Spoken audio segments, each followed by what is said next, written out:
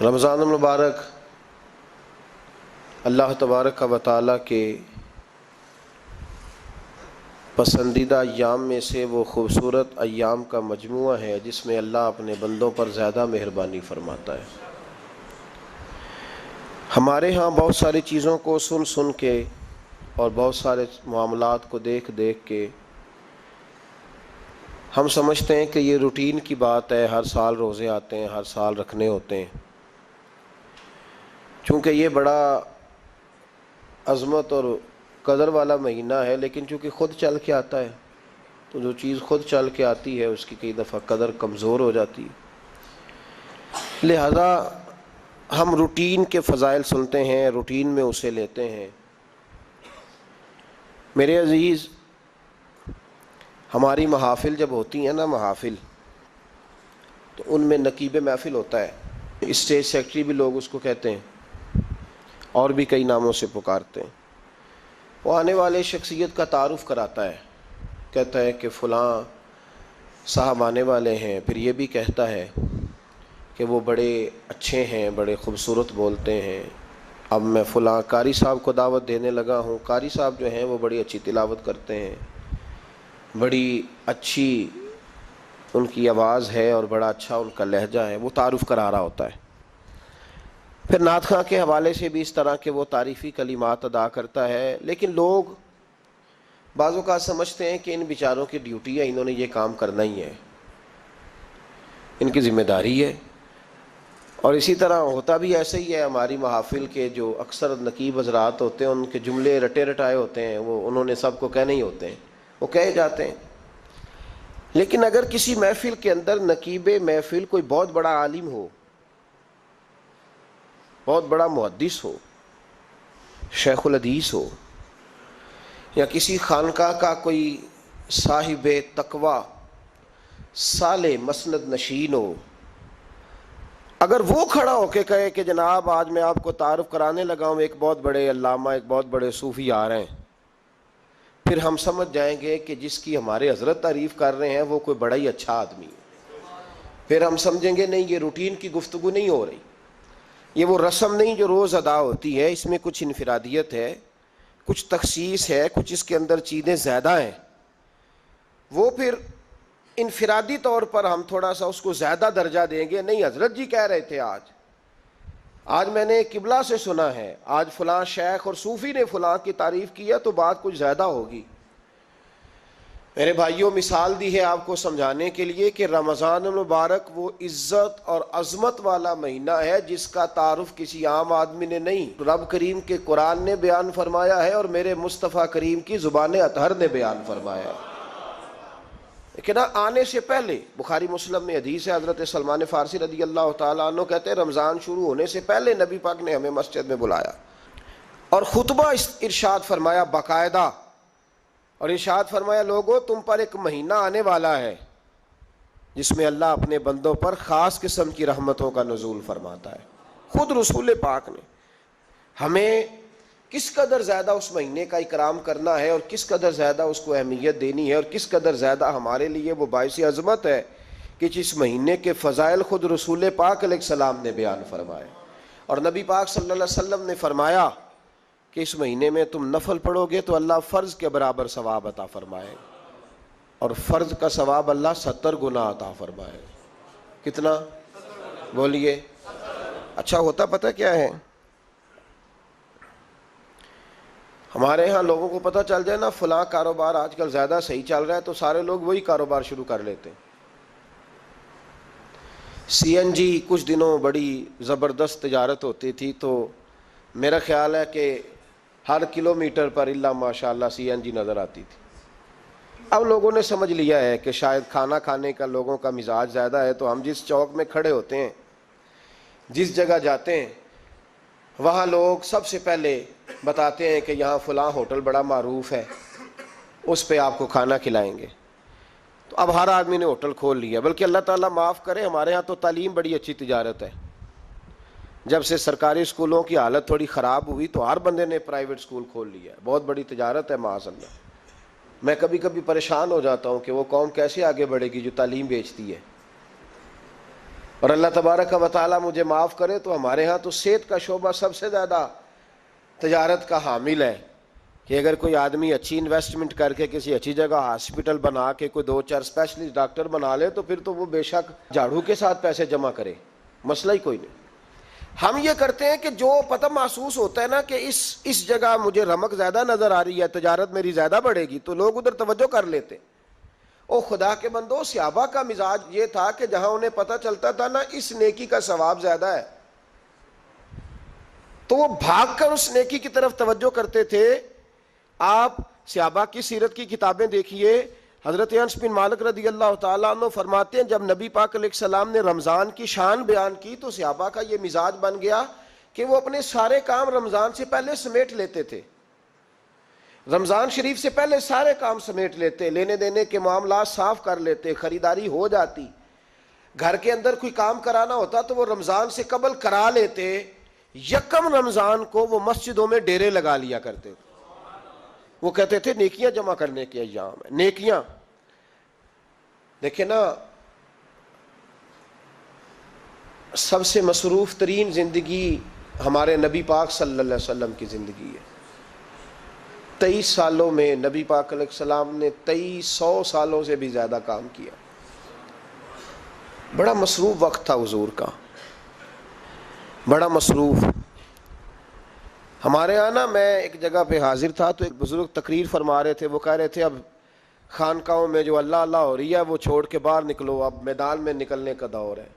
تقریر ختم ہوئی تو میں نے کہا حضرت ناراض نہ ہوئیے گا، ویسے کون سی خانقاہ میں اللہ اللہ ہو رہی ہے جہاں سے آپ باہر نکالنا، تو دور ہی گزر گیا اللہ اللہ کرنے کا، اب تو لنگر شنگر چل رہا ہے خانقاہوں میں، یا باتیں شاتیں ہو رہی ہیں، کیلو کال کی دنیا ہے، مستی اور حال کی تو کب سے چلی گئی۔ کم باذن اللہ جو کہتے تھے وہ رخصت ہو گئے، خانقاہوں میں مجاور رہ گئے یا گور کن۔ اب تو کہاں، اب کس کو آپ کہہ رہے ہیں کہ اللہ اللہ چھوڑ کے باہر آؤ؟ کون اللہ اللہ کر رہا ہے؟ اللہ ماشاء اللہ ہے، حال ہی کوئی نہیں۔ اسلام فقط اللہ اللہ کا مذہب نہیں۔ نبی پاک صلی اللہ علیہ وسلم نے کہا لا رہبانیت فی الاسلام، میرے اسلام میں رہبانیت کا کوئی حصہ نہیں۔ ایک آدمی جا کے صرف مسجد میں بیٹھ جائے، حقوق سارے چھوڑ دے، بال بچوں کو بھول جائے، اسلام اس کی حوصلہ افزائی نہیں کرتا، حوصلہ شکنی کرتا ہے۔ وہ والی صوفی کا درس حضور نے نہیں دیا کہ مسجد میں بیٹھو اور بس مسجد میں بیٹھو، خانقاہ میں بیٹھو، بلکہ نبی پاک صلی اللہ علیہ وسلم ہمیں بدر میں بھی نظر آتے ہیں، حضور خود جنگ کا لباس پہن کر ہمیں احد میں دکھائی دیتے ہیں۔ نبی پاک صلی اللہ تعالی وسلم ہمیں خندق کے موقع پر ہاتھ میں کدال پکڑ کر نبی پاک علیہ السلام ہمیں کھدائی کرتے ہوئے نظر آتے ہیں۔ مسجد نبوی تعمیر ہو رہی ہے تو حضور ہمیں خود اینٹیں اٹھاتے ہوئے دکھائی دیتے ہیں۔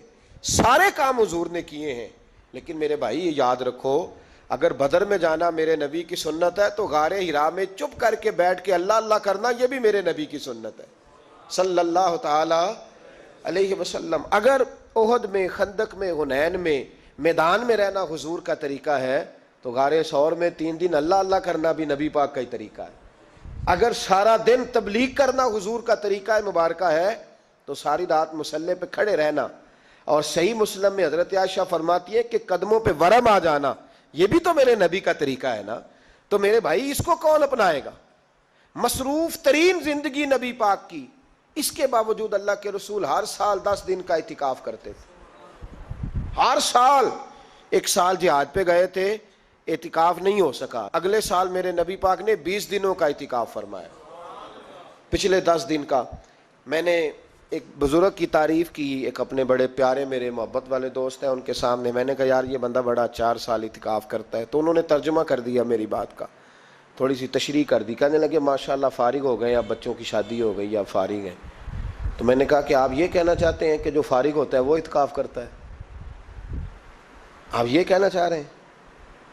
چونکہ میرا پیار تھا تو میں نے کہا ان سے کہ جو کوہ طور پہاڑ آپ نے سر پہ رکھا ہوا ہے آپ بھی ذرا اتار کے پھینکیں، دیکھوں تو صحیح کہ آپ کون سا مار کا فتح کر رہے ہیں، کس طرح کا ہمارا رویہ ہے، کس طرح کی ہماری سوچ۔ اگر کوئی شخص خیر کا کام کر رہا ہے تو بجائے اس کی حوصلہ، کہتے ہیں اب فارغ ہے، بچوں کی شادی ہو گئی، بچے کام کاج کرتے ہیں اس لیے بیٹھتے ہیں۔ تو میں نے کہا آپ نے جو پہاڑ اٹھایا وہ بھی ذرا دکھائیں، روٹی آپ بچوں کو دیتے ہیں کہ اللہ دیتا ہے؟ ان کی پرورش کی ذمہ داری آپ کی ہے یا رب کریم کی ہے؟ تو 2 گھڑیاں محنت کرنے کا مطلب یہ ہے کہ تم نے پہاڑ اٹھایا ہوا ہے سر پہ؟ تو اس طرح کے فلسفہ ہم بیان کرتے ہیں. افسوس یہ ہوتا ہے کہ رمضان المبارک اس میں بھی وہی سیاستیں، وہی خوش گپیاں. میں تو دعا مانگتا رہتا ہوں کہ اللہ روزوں میں کوئی الیکشن نہ آئے. آپ بھی آمین کہہ دیں. ورنہ وہی مصیبتیں، وہی جھوٹ سچ، وہی دروازوں پہ وہی. خدا کا واسطہ بس کر دو، رمضان شریف ہے، ٹھہر جاؤ ذرا. کیا ہو گیا ہے؟ میرے نبی پاک صلی اللہ علیہ وسلم نے فرمایا 11 مہینے جنت سجائی جاتی ہے اور پھر رمضان میں اللہ اپنے بندوں کے لیے جنت کے دروازے کھول دیتا ہے. 1 گھنٹہ پہلے صفائی کرتے ہیں مہمان نے آنا ہو تو 1 گھنٹہ، ورنہ بچے دوبارہ سے پھر چیزیں بکھیر دیں گے. 1 گھنٹہ پہلے صفائی ہوتی ہے، لمبی نہیں. لیکن میرے نبی پاک نے فرمایا رمضان کے لیے رب کریم 11 مہینے جنت کو سجاتا ہے. چھوٹی بات ہے، روزے آ گئے، معمولی حیثیت ہے. ہم لوگ انہی معاملات میں، میں منع کرتا ہوں، ہمیشہ منع کرتا ہوں، آپ کو ہر سال منع کرتا ہوں. میں پابندی سے 1-2 اخبار ڈیلی دیکھتا ہوں. میرا ناشتہ نہیں ہوتا جب تک اخبار نہ ہو، چونکہ بزرگوں کا فتویٰ ہے جمعے کا خطبہ وہ دے جو عالمی حالات سے باخبر ہو. ہم کوئی رسمی تقریر نہیں کرتے کہ لوگوں کو کہیں کہ روزے آ گئے تو کون سا مہینہ چل رہا ہے تو مہینے کے حساب سے خطاب ہو. رسول اللہ صلی اللہ تعالیٰ علیہ وسلم کی امت کے جو ذمہ دار اور پہرے دار ہوتے ہیں انہیں امت کی پہرے داری کرنی ہوتی ہے. اس لیے وہ یہ نہیں دیکھیں گے کہ کون سا موضوع چل رہا ہے اس پر میں نے 1 گھنٹہ گزارنا ہے. ترجیحات پر بات ہوگی. بات یہ عرض کر رہا تھا کہ میں رمضان شریف میں اخبار نہیں دیکھتا. میری اپیل ہے آپ سے کہ آپ رمضان شریف میں نہ رمضان ٹرانسمیشن بھی نہ دیکھیں، ٹی وی پہ خبریں بھی نہ سنیں. سارا سال سنیے خبریں. ہماری خبریں سننے سے ملک میں کیا انقلاب آ گیا ہے. یا وہ جو ہم نے چوک میں کھڑے ہو کے تجزیہ کیا تھا اس سے کتنے لوگ سنور گئے. چھوڑیں، جتنا وقت ملے وہ آ کے مسجد میں بیٹھیں، اللہ کے گھر میں وقت گزاریں، ٹائم دیں. عبادت آپ کو زندہ کرے گی، روحانیت پیدا کرے گی، توانائی آئے گی، خوبصورتی آئے گی آپ کے اندر، آپ زندہ رہیں گے. دنیا داری دلوں کو مردہ کرتی ہے. قرآن کی تلاوت، اللہ کا ذکر، مسجد کی حاضری روح اور دل کو زندہ کر دیا کرتا ہے. مسجد میں بیٹھیں، وقت دیں، مہربانی کریں. اور یہ بھی آج میں بڑی ذمہ داری سے عرض کر رہا ہوں، اگر آپ کبھی زندگی میں مجھے بھی دیکھیں نا ٹی وی میں کسی عورت کے ساتھ میں کسی پروگرام پہ بیٹھا ہوں تو آپ بالکل لحاظ نہ کریں. آپ بالکل وہ چینل بند کر دیں. ہمیں ضرورت ہی نہیں. میرے لیے کوئی مفتی دلیل نہیں ہے. وہ عورت کے ساتھ بیٹھا ہے پروگرام میں. میں نے تو وہ والا قرآن پڑھا جس میں اللہ کریم نے کہا عورتیں آ جائیں تو مرد نظریں نیچی کر لیں. ہم نے تو وہ والا قرآن پڑھا جس میں حکم ہے کہ مرد آئے تو عورت اپنی نظر نیچی کر لے. تو جہاں علامہ صاحب کے سامنے لڑکی بیٹھی ہے ٹی وی میں انٹرویو لے رہی ہے وہاں نظریں نیچی ہوتی ہیں؟ کہاں سے فتویٰ آیا؟ حضرت جنید بغدادی تو فرمایا کرتے تھے کہ حسن بصری پڑھانے والا ہو، رابعہ بصری پڑھنے والی ہو، تو پھر بھی ان کو بغیر پردے کے پڑھنے پڑھانے کی اجازت نہیں ہے. بات ختم ہو گئی. میں کل مجھے سرکاری یونیورسٹی ہے جامعہ کوٹلی کشمیر کی، انہوں نے مجھے دعوت دی کہ آپ کو لیکچر دینا ہے سائنس، تقوی اور رمضان. تو اسٹوڈنٹس ہوں گے، کچھ پروفیسر ہوں گے. تو میں نے کہا کہ اتنے بڑی جگہ آپ نے مجھے بلا لیا، یونیورسٹی لیول کے طلباء تو بڑے آگے جا چکے ہوتے ہیں. چلیں خیر، میں وہاں حاضر ہوا. جب میں پہنچا تو ایک پروفیسر صاحب مجھ سے کہنے لگے کہ لڑکیاں بھی ہیں. تو میں نے کہا کہ ٹائم دیتے وقت آپ سے گزارش کی گئی تھی کہ لڑکیاں نہیں ہونی چاہیے. تو وہ ایک جملہ بولنے ہی لگے تھے تو میں نے ان سے کہا کہ آپ مجھے دکیاں نوس مولوی سمجھ لیں، میں پرانے خیالات کا ہوں، آپ مجھے پرانا سمجھ لیں. اس لیے کہ میرے حضرت صاحب فرمایا کرتے تھے ہر چیز نہیں لے لینا، دین نہ نیا لینا. وہ 1400 سال پرانا ہی ہمیں ٹھیک ہے، ہمیں نیا دین نہیں چاہیے. کہنے لگے جی وہ بچیاں تھوڑی پیچھے بیٹھ جائیں گی. میں نے کہا آپ درمیان میں پردہ لگا لیں، میں انہیں نہ دیکھوں وہ مجھے نہ دیکھیں. ٹھیک ہے، بات سنیں، ختم ہو گئی. لیکن اگر وہ سامنے بیٹھیں گی تو ہم نہیں بات کریں گے. تو وہ چونکہ پی ایچ ڈی لیول کے لوگ ہوتے ہیں، زیادہ پڑھے ہوتے ہیں، دلائل دینے کی کوشش کی. تو میں نے کہا میں دلیل نہیں سنتا، میں سنتا ہوں یا اللہ کا قرآن یا مصطفیٰ کا فرمان. تو آپ مہربان. لیکن انہوں نے ضد نہیں کی، بڑے اچھے لوگ تھے. انہوں نے کہا جی ٹھیک ہے لڑکیاں نہیں بیٹھیں گی. میرا عرض کرنے کا مقصد یہ ہے کہ کیا فرق پڑتا ہے ہمیں. بہت سارے ذرائع ہیں عورتوں تک پیغام پہنچانے کے، پیغام پہنچ جاتا ہے، کوئی حرج نہیں. آپ باپ پردہ بندوبست کریں. ہمارے رمضان کے فجروں کے درس میں ہزاروں کی تعداد میں عورتیں آتی ہیں، ان کے لیے باپردہ بیٹھنے کا بندوبست ہے. لیکن کوئی ضروری ہے کہ ٹی وی پہ ایک عورت بن سور کے سامنے بیٹھے اور آپ اس کے سوالوں کے جواب دیں. ہمارے لیے نہ کوئی مفتی دلیل ہے, نہ کوئی شیخ الحدیث دلیل ہے, اس طرح کا کوئی مفکر محقق ہمارے لیے دلیل نہیں. ہمارے لیے دلیل رسول اللہ کی ذات ہے صلی اللہ تعالی علیہ. ختم ہو گئی بات. اس لیے کوئی ایسی ٹرانسمیشن نہ دیکھو, کسی طرف توجہ نہ کرو. یار 30 تو روزے ہیں, وہ بھی کئی دفعہ 29 ہو جاتے ہیں. اللہ کہہ رہا ہے ایام معدودات, ایک گنتی کے دن ہے. اور میرے بھائی کیا مصیبت ہے, میرا وقت نہیں گزر رہا. آپ یقین کریں اللہ جانتا ہے, ہم تو رمضان کو زنجیریں ڈالتے ہیں. یہ کام بھی رہ جاتا ہے, رمضان گزر جاتا ہے. یہ بھی رہ جاتا ہے, رمضان گزر جاتا ہے. یہ بھی نہیں ہو پاتا رمضان, پتہ نہیں کس وقت روزے آتے ہیں, کب نکل جاتے ہیں. کہتے ہیں میرا وقت نہیں گزرتا تو میں ٹی وی دیکھتا ہوں. قرآن سارا پڑھ لیا ہے, حدیثوں کا مطالعہ ہو گیا, اپنی آخرت کے لیے نفل سارے پڑھ لیے, تسبیحات ساری ہو گئی. جو اب ٹائم نہیں گزرتا تھا تو ٹی وی پہ جا بیٹھے. کدھر چلے گئے ہم؟ علامہ اسماعیل حقی نے حدیث لکھی, حضرت عائشہ صدیقہ رضی اللہ تعالیٰ عنہ فرماتی ہیں, تفسیر روح البیان میں موجود ہے. کہتی ہیں ایک دن حضور اچانک میرے ساتھ آرام فرماتے, بستر سے اٹھے نکل گئے. ہمیشہ نبی پاک علیہ السلام کا طریقہ مبارکہ تھا, جب رات کو تہجد کے لیے اٹھتے تو کہتے ابو بکر کی بیٹی حق تیرا ہے, وقت تیرا ہے, پر اگر تو اجازت دے تو میں اپنے اللہ کو راضی کر لوں. آج حضور نے پوچھا ہی نہیں, بستر سے اٹھے چلے گئے. کہتے میں اٹھی, میں نے دائیں بائیں دیکھا, محبوب نظر نہ آئے. حضور کی تامد استعمال شدہ پڑی تھی, وہ تامد میں نے اٹھا کے اوڑھ لی اور میں نکل گئی حضور کو تلاش کرنے. کہتی ہیں جب میں باہر گئی مسجد نبوی شریف کے ساتھ جنت البقیع کی جانب, نبی پاک سجدے میں تھے. کہتی ہیں میں گئی, تھوڑی دیر کھڑی ہوئی, حضور نے آہٹ سنی تو پوچھا تو کون ہے؟ میں نے کہا میں عائشہ ہوں. تو محبوب نے فرمایا یہ عائشہ کون ہے؟ میں نے کہا یا رسول اللہ میں آپ کی زوجہ. فرمایا زوجہ کیا ہوتی ہے؟ یا رسول اللہ میں ابو بکر کی بیٹی. تو نبی پاک نے فرمایا یہ ابو بکر کون ہے؟ حضرت عائشہ کہتی ہیں میرا کلیجہ پھٹنے کو آیا, میں وہاں سے پریشان حال واپس آئی. جب میں گئی تھی تب بھی ہلکی ہلکی بارش تھی, واپس لوٹی تو پھر بھی ہلکے ہلکے قطرے بارش کے گر رہے تھے. میں آ کے ہامتی کامتی بیٹھ گئی. تھوڑی دیر گزری تو نبی پاک تشریف لے آئے. تو حضور صلی اللہ تعالیٰ علیہ وسلم نے مجھے پریشان دیکھا تو کہا عائشہ کیا ہوا؟ کہا حضور آج وہ ہوا ہے جو کبھی نہیں ہوا. یا رسول اللہ میں پریشان ہو گئی ہوں. حضور عجیب بات ہے, میں گئی ہوں, آپ نے پوچھا کون ہے تو میں نے کہا میں عائشہ. کا عائشہ کون؟ آپ کی زوجہ. فرمایا زوجہ کون؟ ابو بکر کی بیٹی. کا ابو بکر کون؟ اور پھر حضور میں گئی ہوں تو میرے کپڑے بھیگ گئے, آپ آئے ہیں تو کپڑے خشک ہیں, سمجھ نہیں آئی. تو لفظ سنو حدیث کے, نبی پاک نے فرمایا عائشہ لی مع اللہ وقت, میرا اپنے اللہ کے ساتھ ایک وقت ہوتا ہے.